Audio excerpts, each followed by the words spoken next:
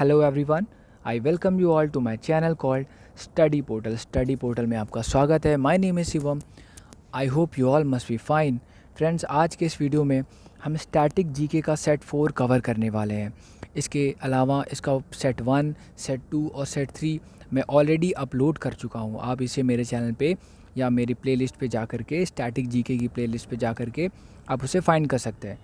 मैं आपको बता दूं कि हर एक सेट में मैं 100 क्वेश्चंस अपलोड कर रहा हूं, उन्हें एक्सप्लेन भी कर रहा हूं। तो इस सेट में भी यानी सेट 4 में भी आपको 100 क्वेश्चंस मिलेंगे, प्लस मैं इन क्वेश्चंस को एक्सप्लेन भी करने वाला हूं। हालांकि सभी क्वेश्चन नहीं कर पाऊंगा, वीडियो काफ़ी लंबी हो जाएगी, इसलिए जो भी मुझे इंपॉर्टेंट लगेगा मैं उसे एक्सप्लेन करूँगा। ठीक है, so without further any delay let's begin the video. सबसे पहला हमारा क्वेश्चन है, पृथ्वी के सबसे नज़दीक ग्रह कौन सा है? तो ये ग्रह शुक्र है। मैं आपको बताता हूँ कि ये जो ग्रह से रिलेटेड जो लोगों को प्रॉब्लम फेस करनी पड़ती है, मैं आज 2 मिनट में सब कुछ क्लियर करने वाला हूँ। देखो, हमारा एक सोलर सिस्टम है और हमारी गैलेक्सी है। गैलेक्सी का नाम है मिल्की वे। इस तरह से कई करोड़ों गैलेक्सीज़ हैं, हम उनमें से एक में रहते हैं जिसका नाम है मिल्की वे। ओके, और जो हमारा सोलर सिस्टम है उसमें एक सन है और 8 प्लैनेट हैं। इससे पहले 9 प्लैनेट थे, लेकिन जो आखिरी प्लैनेट यानी जो प्लूटो था काफ़ी छोटा था, तो उसे बाद में हटा दिया गया था, यानी प्लैनेट की लिस्ट से हटा दिया गया था। तो अभी 8 प्लैनेट हम काउंट करते हैं। मैं सभी के नाम आपको बताऊंगा और हिंदी में भी और इंग्लिश में भी आपको एक्सप्लेन करने वाला हूं कि आप इसे कैसे सीक्वेंस वाइज याद कर सकते हैं। देखो, सबसे पहले जो सन के करीब जो ग्रह है वो बुध है, यानी कि मरकरी है। मैं आपको हिंदी में पहले एक्सप्लेन करता हूँ, इंग्लिश में बाद में बताऊँगा। यानी कि बुध जो ग्रह है, यानी कि हम जब कोई ग्रह स्टार्ट करेंगे तो बुध से स्टार्ट करेंगे, यानी जो सन के सबसे करीब है वो है बुध। अब आपको हर एक दिन जो संडे मंडे यानी जो सोमवार बुधवार होता है, आपको एक दिन छोड़ के पढ़ना है। यानी जो बुधवार है तो अगला ग्रह कौन सा होगा? एक दिन छोड़ के, यानी कि शुक्रवार होगा, यानी अगला ग्रह होगा शुक्र। उसके बाद में जो अगला ग्रह होगा यानी एक दिन छोड़ के संडे यानी रविवार, और रविवार कोई ग्रह या रवि नाम का कोई ग्रह नहीं होता है, तो वहाँ पे आएगा अर्थ यानी कि पृथ्वी। तो सबसे पहला जो नज़दीक ग्रह है वो है बुध, और उसके बाद में है एक दिन छोड़ के शुक्र, और उसके बाद में है पृथ्वी। पृथ्वी को अगर हम संडे मानेंगे तो फिर अगला दिन कौन सा आएगा? सोमवार छोड़ के मंगल, यानी कि चौथा ग्रह हो जाएगा मंगल ग्रह। और पांचवा ग्रह कौन सा होगा? मंगल के एक दिन बाद यानी बुध छोड़ के बृहस्पति, यानी कि बृहस्पति जो एक ग्रह है वो हो जाएगा अगला ग्रह। मंगल के बाद जो ग्रह पांचवा आएगा वो बृहस्पति हो जाएगा। बृहस्पति के बाद फिर से एक दिन छोड़ देंगे तो शुक्र छोड़ के शनि, यानी बृहस्पति के बाद जो छठा ग्रह आएगा वो हो जाएगा शनि ग्रह। ठीक है, आई होप आपको समझ में आ रहा होगा। और शनि ग्रह के बाद 2 ग्रह और बचते हैं, वो हैं अरुण और वरुण। ठीक है, मैं आपको फिर से बता रहा हूँ, बुध से स्टार्ट करेंगे। ये बुध सबसे करीब है सन के, ठीक है, सूरज के सबसे करीब है बुध। बुध के बाद आएगा, हर दिन को एक दिन छोड़ने वाले हैं, तो बुध के बाद आएगा कौन सा? शुक्र। शुक्र के बाद पृथ्वी, पृथ्वी के बाद मंगल, मंगल के बाद बृहस्पति, बृहस्पति के बाद शनि, और शनि के बाद अरुण और वरुण। ये 8 ग्रह हमारे हैं। ठीक है, इसके अलावा एक और क्वेश्चन है कि सबसे गर्म ग्रह कौन सा है? तो मैं आपको बता दूं कि सबसे गर्म ग्रह बुध मत समझना, क्योंकि वो सन के सबसे करीब है, बिल्कुल ऐसा नहीं है। सबसे गर्म ग्रह मैं आपको प्रीवियसली भी बता चुका हूँ कि वो शुक्र ग्रह है, क्योंकि वहाँ पे बहुत ज़्यादा ग्रीन हाउस गैसेज हैं। ग्रीन हाउस गैसेज जो होती हैं वो हीट को अंदर तो ले लेती है लेकिन बाहर नहीं जाने देती है। तो शुक्र ग्रह में बहुत ज़्यादा ग्रीन हाउस गैसेज हैं, इस वजह से ये गर्म ही बना रहता है। इस वजह से सबसे गर्म ग्रह जो है वो दूसरे नंबर का शुक्र है। ठीक है, आगे देखते हैं। मनुष्य की आँख में किसी वस्तु का प्रतिबिंब कहाँ बनता है? तो वो रेटिना पर। ठीक है, रेटिना पर प्रतिबिंब बनता है। अगला क्वेश्चन है, सूर्य से पृथ्वी पर ऊष्मा का संचरण किस विधि के द्वारा होता है? तो सूर्य से पृथ्वी पर जो ऊष्मा का संचरण है वो विकिरण की विधि से होता है। अगला क्वेश्चन है, डीएनए की द्विगुणित कुंडली का पता किसने लगाया था? तो जो डीएनए है उसको कहते हैं डीऑक्सी राइबो न्यूक्लिक एसिड। ठीक है, और इसका पता लगाया था वॉटसन और क्रिक ने। ठीक है, आगे देखते हैं। ध्वनि की तीव्रता किस में मापी जाती है? तो ध्वनि की जो तीव्रता है वो डेसिबल में मापी जाती है। ठीक है, डेसिबल में मापते हैं ध्वनि को। अगला क्वेश्चन है, मधुमक्खी पालन क्या कहलाता है? तो मधुमक्खी पालन कहलाता है एपीकल्चर। ठीक है, और अगर रेशम का कीड़ा वो हम उसे पालते हैं तो उसे कहते हैं सेरीकल्चर, जबकि मछली पालन कहलाता है पीसीकल्चर।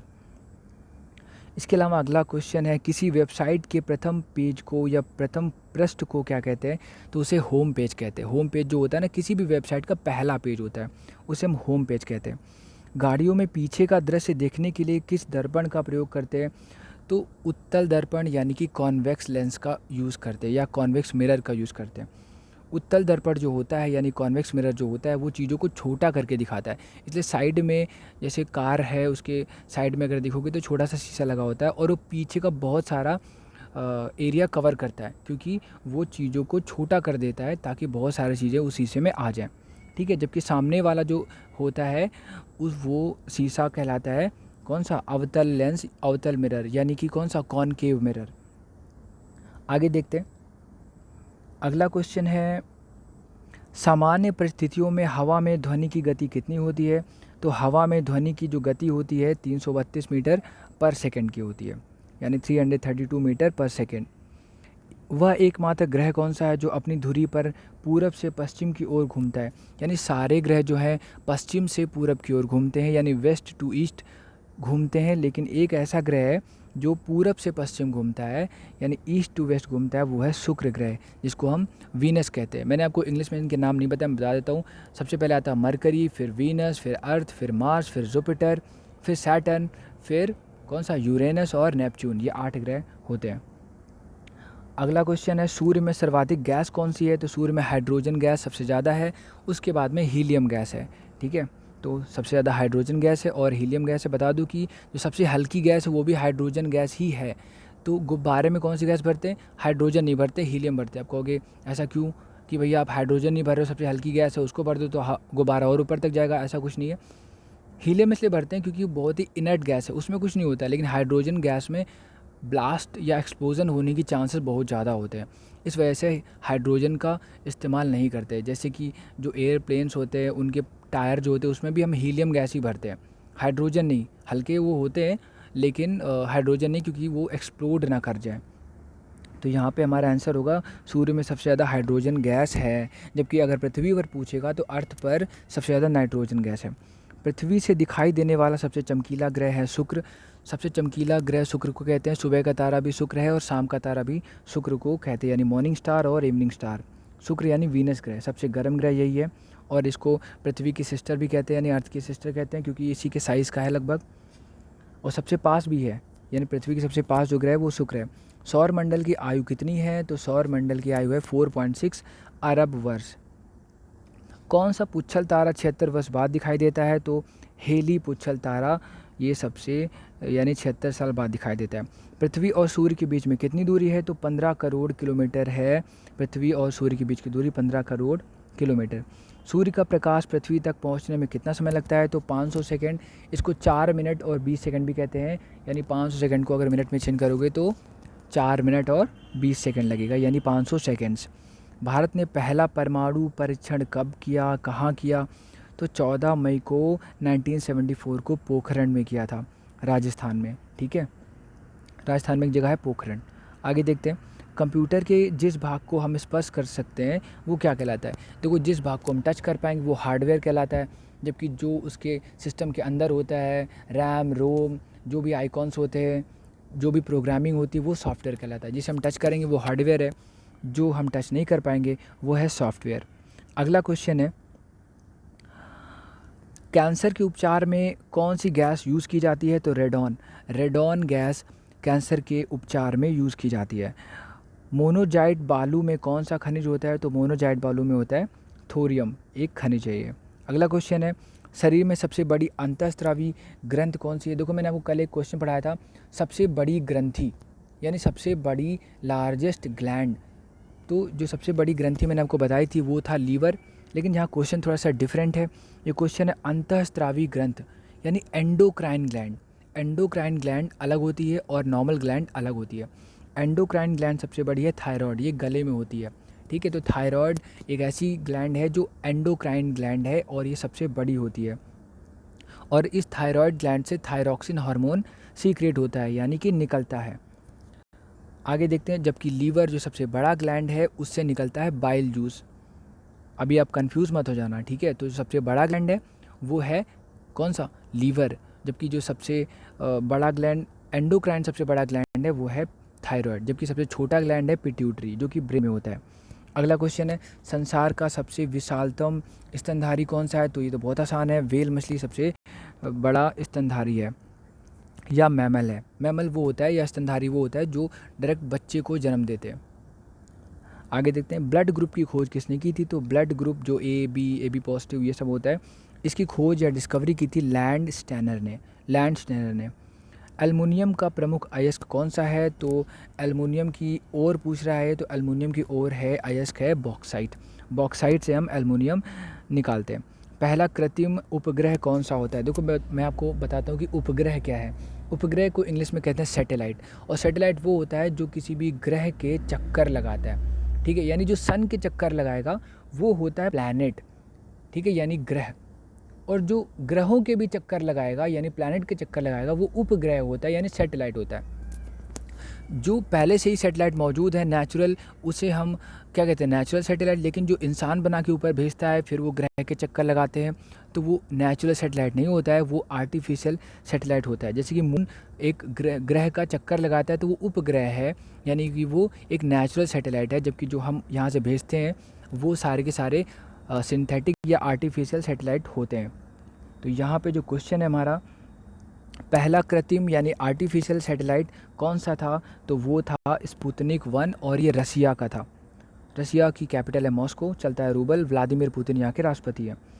किस उपकरण द्वारा यांत्रिक ऊर्जा को विद्युत ऊर्जा में बदलते हैं? तो डायनमो एक ऐसा उपकरण है जो क्या करता है? यांत्रिक ऊर्जा को विद्युत ऊर्जा में बदलता है। डायनमो को आप जनरेटर से समझ लो। जनरेटर क्या करता है? जनरेटर में डीजल डालते हैं और उसका मैकेनिकल सिस्टम चालू हो जाता है, यानी उसका जब वो उसकी यांत्रिक ऊर्जा जो होती है वो किसमें? वो इलेक्ट्रिसिटी बना देती है, ठीक है। तो डायनामो इसका एक एग्जांपल है। आगे देखते हैं, कंप्यूटर की अस्थायी स्मृति क्या होती है? अस्थायी मतलब टेम्परेरी, जो थोड़े समय के लिए है। जब आप उसको सिस्टम को बंद कर देंगे तो टेम्परेरी होने की वजह से ये जो हमारी क्या होती है स्मृति यानी मेमोरी होती है वो गायब हो जाएगी, यानी कि रैंडम एक्सेस मेमोरी टेम्परेरी होती है। ये जब तक फ़ोन या सिस्टम ऑन रहेगा तब तक ये चालू रहेगी, जैसे ये ऑफ़ हो जाता है तो ये अस्थायी होने के कारण ये भी गायब हो जाती है। जबकि जो रोम होती है रीड ओनली मेमोरी, ये परमानेंट होती है, ये हमेशा बनी रहती है सिस्टम में। रिएक्टर पैमाने द्वारा क्या मापा जाता है? तो रिएक्टर पैमाने पर भूकंप की तीव्रता मापते हैं, ठीक है। आगे देखते हैं, भूपटल में सबसे अधिक कौन सी धातु है? यानी जो हमारी ज़मीन है, हमारी अर्थ है, धरती है, इस पर सबसे ज़्यादा कौन सी धातु है? तो एल्युमिनियम सबसे ज़्यादा पाई जाती है भूपटल पे यानी धरती पे। किस ग्रह को सांझ का तारा कहते हैं? यानी मॉर्निंग स्टार, इवनिंग स्टार। मैं आपको ऑलरेडी बता चुका हूँ, क्वेश्चन है इवनिंग स्टार, तो शुक्र ग्रह यानी वीनस ग्रह है। चाहे मॉर्निंग स्टार बोलेगा या इवनिंग स्टार बोलेगा, आंसर है शुक्र यानी कि वीनस। वायुमंडल की सबसे निचली सतह को क्या कहते हैं? तो वायुमंडल की सबसे निचली सतह को कहते हैं क्षोभ मंडल यानी ट्रोपोस्फेयर। क्षोभ मंडल होता है जहाँ पे बारिश होती है, आंधी आती, तूफान आता है, उसे हम क्षोभ मंडल कहते हैं, और जो इंग्लिश में ट्रोपोस्फेयर कहलाता है। इसके ऊपर जो होता है वो होता है स्ट्रैटोस्फेयर। स्ट्रैटोस्फेयर में क्या होता है? प्लेन्स वगैरह जाते हैं ताकि आंधी पानी का उनमें कोई असर ना हो। अगला क्वेश्चन है, पृथ्वी को 1 डिग्री देशांतर घूमने में कितना समय लगता है? तो 4 मिनट का समय लगता है 1 डिग्री देशांतर घूमने में। प्लास्टर ऑफ पेरिस किससे बनता है? तो प्लास्टर ऑफ पेरिस बनता है जिप्सम से। प्लास्टर ऑफ पेरिस होता क्या है? जैसे कि आपका हाथ टूट जाए तो आप किसके पास जाएंगे? डॉक्टर के पास जाएंगे, तो वो आपके में प्लास्टर कर देगा। वो कुछ नहीं होता, वो प्लास्टर ऑफ पेरिस ही होता है, ठीक है। आई होप आपको समझ में आ रहा होगा कि जो आपका हाथ में प्लास्टर चढ़ता है वो प्लास्टर ऑफ पेरिस होता है, और ये जिप्सम से बनता है। मछलियाँ किसकी सहायता से सांस लेती हैं? तो जैसे हम फेफड़ों की सहायता से सांस लेते हैं, तो मछलियाँ गलफड़ों की सहायता से सांस लेती है, यानी गिल्स से सांस लेती है। हरे पौधे द्वारा भोजन बनाने की क्रिया को क्या कहते हैं? प्रकाश संश्लेषण यानी फोटोसिंथेसिस। फोटोसिंथेसिस की वजह से जो पौधे होते हैं हरे वो अपना भोजन बनाते हैं, और फोटोसिंथेसिस सिर्फ दिन में हो सकता है। दिन में इसलिए होगा क्योंकि दिन में ही सूरज होता है, सूरज की रोशनी पे ही फोटोसिंथेसिस होगा, रात में बिल्कुल नहीं होता। अगला क्वेश्चन है, दूध से क्रीम की प्रक्रिया किस प्रक्रिया से बनाते हैं? तो दूध से क्रीम निकालते हैं या किस प्रक्रिया से बनाते हैं? ये जो प्रक्रिया है ये है अपकेंद्रीय बल, ठीक है। ये अपकेंद्रीय बल एक प्रक्रिया होती है जिसे सेंट्रीफ्यूगल फोर्स कहते हैं, उससे बनाते हैं। अगला क्वेश्चन है, रिज़र्व बैंक ऑफ इंडिया का मुख्यालय कहाँ है? रिज़र्व बैंक ऑफ इंडिया वही है जो नोट छापता है और बाकी सारे बैंकों को डायरेक्शन देता है, और ये रिज़र्व बैंक ऑफ इंडिया का मुख्यालय है मुंबई में। मुंबई राजधानी है महाराष्ट्र की। महाराष्ट्र के जो सीएम है वो कौन है? आपको मैं भी बताता हूँ ये कौन है, ये है उद्धव ठाकरे। ठीक है, अगला क्वेश्चन है, किसे सीमांत गांधी कहते हैं? तो सीमांत गांधी कहते हैं खान अब्दुल गफ्फार खान को। ये खान अब्दुल गफ्फार खान पाकिस्तान के हैं, यानी जब बंटवारा हुआ तो पाकिस्तान में चले गए थे, तो खान अब्दुल गफ्फार खान, ये इनको सीमांत गांधी भी कहते हैं। विश्व का सबसे बड़ा द्वीप कौन सा है? तो सबसे बड़ा द्वीप वो है ग्रीनलैंड। द्वीप होता क्या है? जो चारों तरफ से पानी से घिरा हो उसे हम द्वीप कहते हैं या टापू कहते हैं। उसे वो कौन सा? वो ग्रीनलैंड है। नाम इसका ग्रीनलैंड है, लेकिन ये ग्रीन बिल्कुल भी नहीं है, बिल्कुल वाइट है, ये बिल्कुल बर्फ़ से जमा हुआ है। जबकि एक और देश है जिसका नाम है आइसलैंड, तो वहाँ पे आइस बिल्कुल, मतलब है आइस, लेकिन वो बिल्कुल ग्रीन है। उसका नाम आइसलैंड है लेकिन वो बिल्कुल ग्रीन है। जबकि जो ग्रीनलैंड है इसका नाम ग्रीनलैंड है, लेकिन ये बिल्कुल आइसी है। स्वतंत्र भारत के प्रथम राष्ट्रपति कौन थे? डॉक्टर राजेंद्र प्रसाद पहले राष्ट्रपति थे। और प्रधानमंत्री कौन थे? डॉक्टर नहीं थे, पंडित जवाहरलाल नेहरू जी थे। जबकि जो पहले उप प्रधानमंत्री थे वो सरदार वल्लभ भाई पटेल जी थे। और पहले कानून मंत्री कौन थे? वो डॉक्टर भीमराव अंबेडकर। अभी जो हमारे राष्ट्रपति वो कौन है? रामनाथ कोविंद जी। और प्रधानमंत्री तो सभी को पता है, बताने की जरूरत नहीं है। अगला क्वेश्चन है, काली मिट्टी किस फसल के लिए उपयोगी है या सर्वाधिक उपयुक्त है? तो कपास।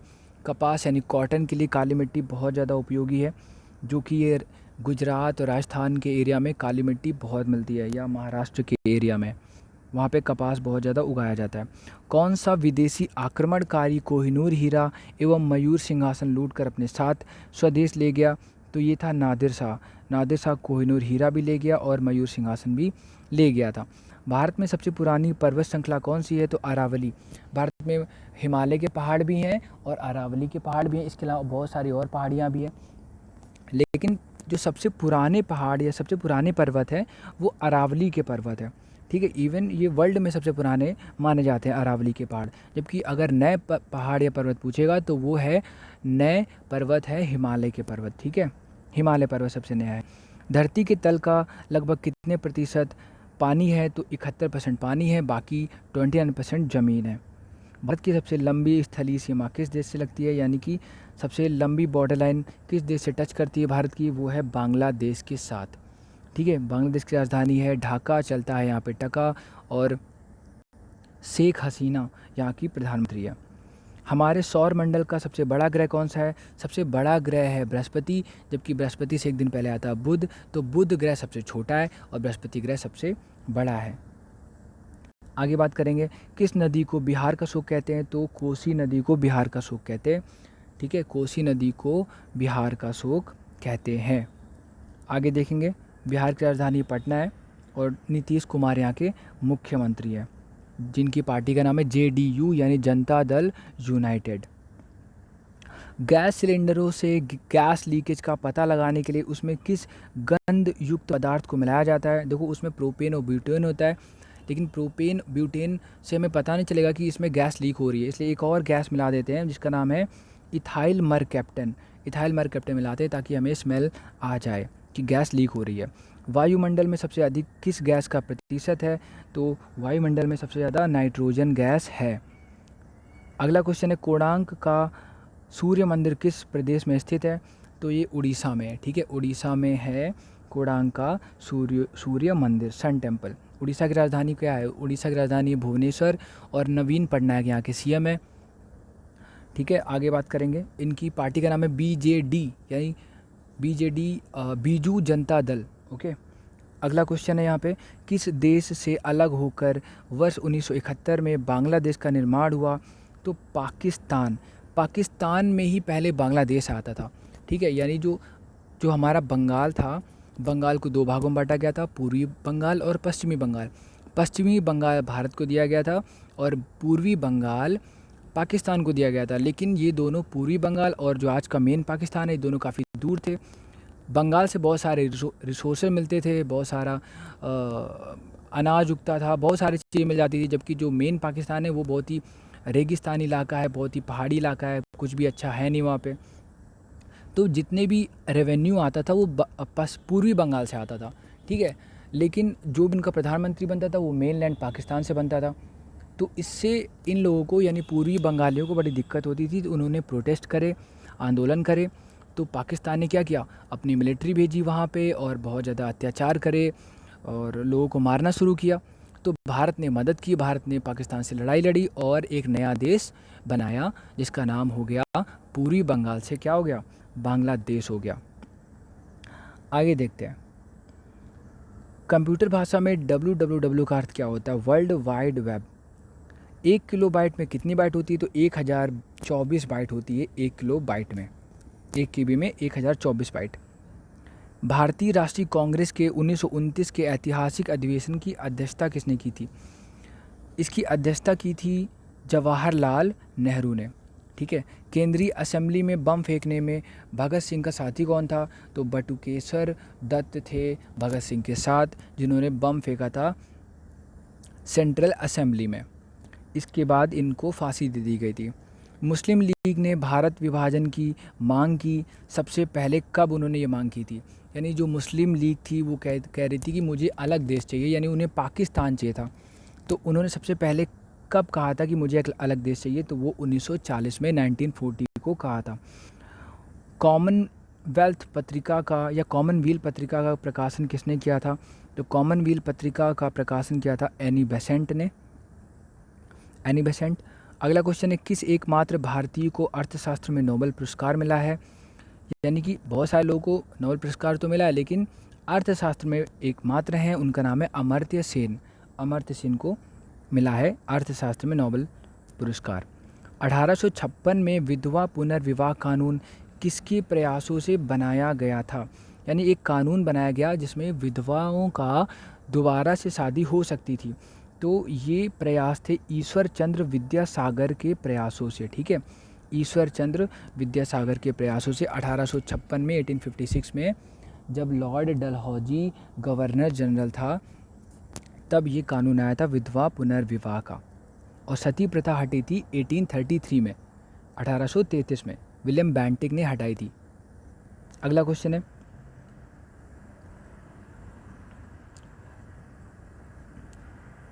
लॉर्ड कैनिंग ने नवंबर 1858 में, लॉर्ड कैनिंग ने 1858 के कहाँ आयोजित दरबार में भारत में क्राउन के शासन की घोषणा की थी, तो भारत में क्राउन के शासन की घोषणा की थी इलाहाबाद में।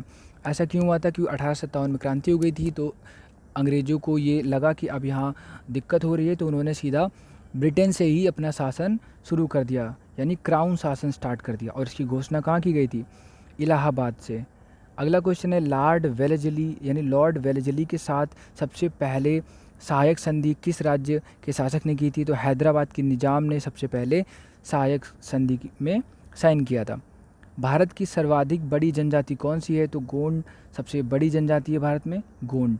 भारतीय राष्ट्रीय कांग्रेस यानी इंडियन नेशनल कांग्रेस की प्रथम महिला अध्यक्ष कौन थी, तो एनी बेसेंट थी पहली महिला अध्यक्ष कांग्रेस की। और अभी कांग्रेस के अध्यक्ष कौन है, सोनिया गांधी। और कांग्रेस बनी थी 1885 में। अगला क्वेश्चन है, शहीद ए आजम के नाम से कौन जाने जाते हैं, तो भगत सिंह जाने जाते हैं। किस योजना के फलस्वरूप भारत का विभाजन हुआ, तो माउंट बेटन योजना के फलस्वरूप भारत दो भागों में बट गया, भारत और पाकिस्तान में।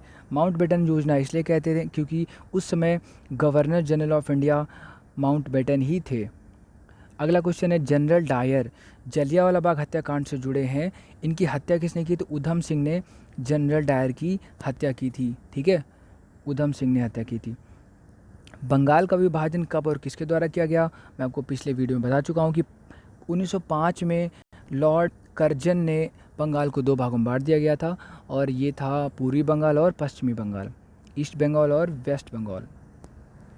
अगला क्वेश्चन है, भारत में कुल कितने उच्च न्यायालय हैं, तो भारत में 24 उच्च न्यायालय यानी 24 हाई कोर्ट हैं।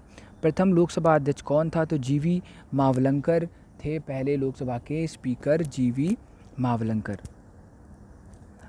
अगला क्वेश्चन है, संविधान सभा का अस्थायी अध्यक्ष किसे चुना गया था, तो वो 9 दिसंबर को अस्थायी अध्यक्ष चुना गया था। और जब अध्यक्षता की उन्होंने और लोगों ने मीटिंग करी तो 2 दिन के बाद स्थायी यानी परमानेंट अध्यक्ष भी चुन लिया गया था। तो जो अस्थायी अध्यक्ष थे 9 दिसंबर को वो थे सच्चिदानंद सिन्हा, और 2 दिन बाद यानी 11 दिसंबर को डॉक्टर राजेंद्र प्रसाद को स्थायी अध्यक्ष चुना गया था। कुचिपुड़ी नृत्य शैली मुख्यतः किस राज्य से संबंधित है, तो कुचिपुड़ी आंध्र प्रदेश का नृत्य है। ठीक है, कुचिपुड़ी जो है वो आंध्र प्रदेश का है, और भरतनाट्यम है तमिलनाडु का।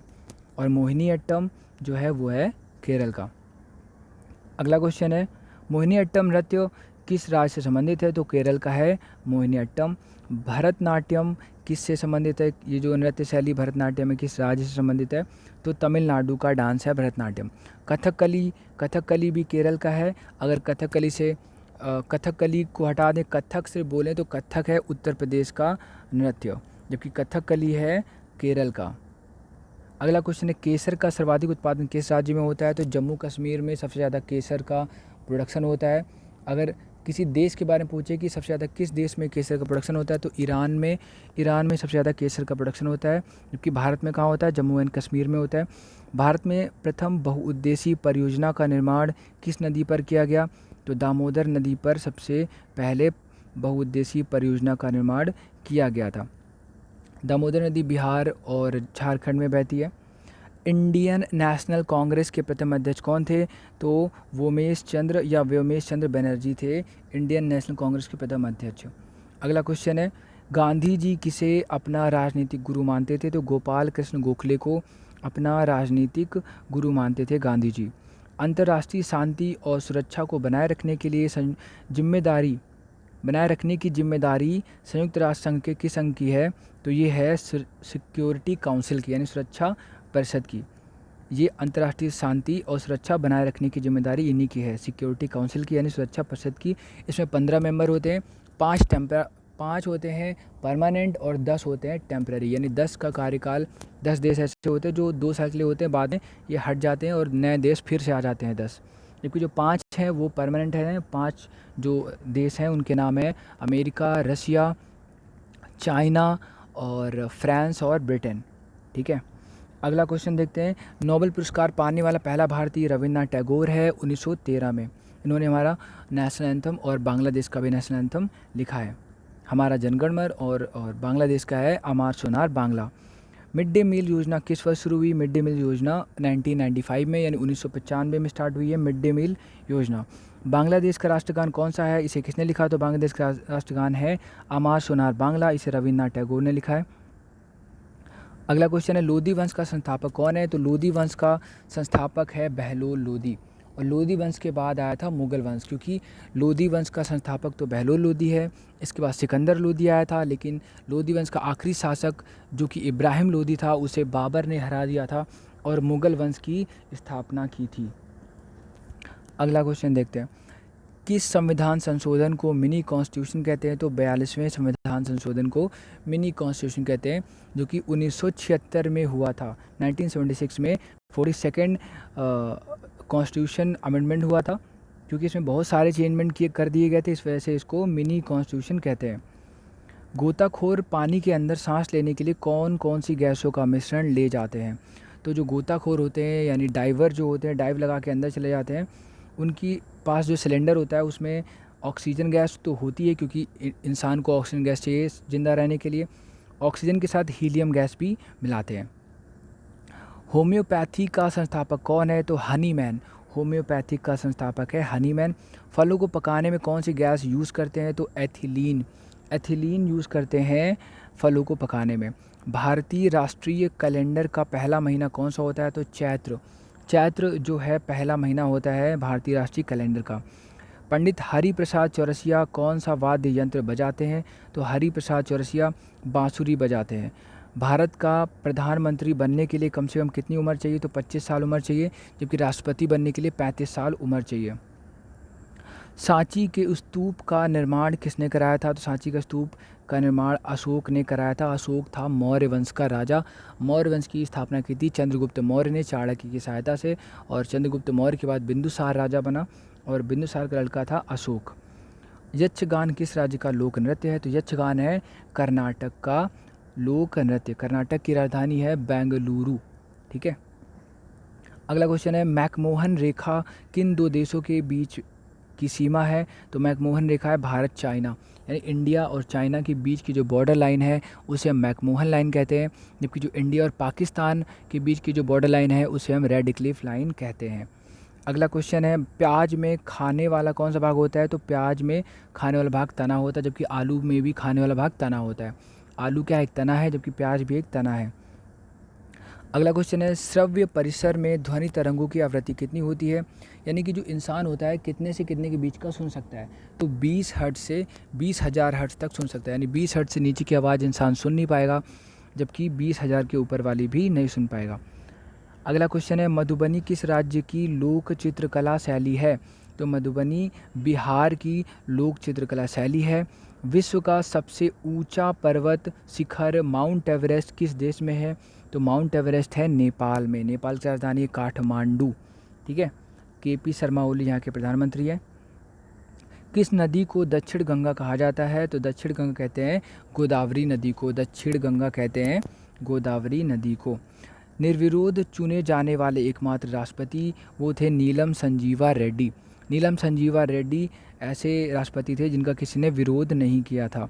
संसार का सबसे बड़ा डेल्टा सुंदरबन डेल्टा है। कौन सी नदियाँ इसे बनाती हैं? तो गंगा और ब्रह्मपुत्र 2 नदियाँ मिलके डेल्टा बनाती हैं। बता दो डेल्टा होता क्या है? जब 2 नदियों के बीच की जो जगह होती है उसे हम डेल्टा कहते हैं। So thank you so much for watching this video. I hope you just enjoyed this video. Please like the video and subscribe to channel. Thank you so much.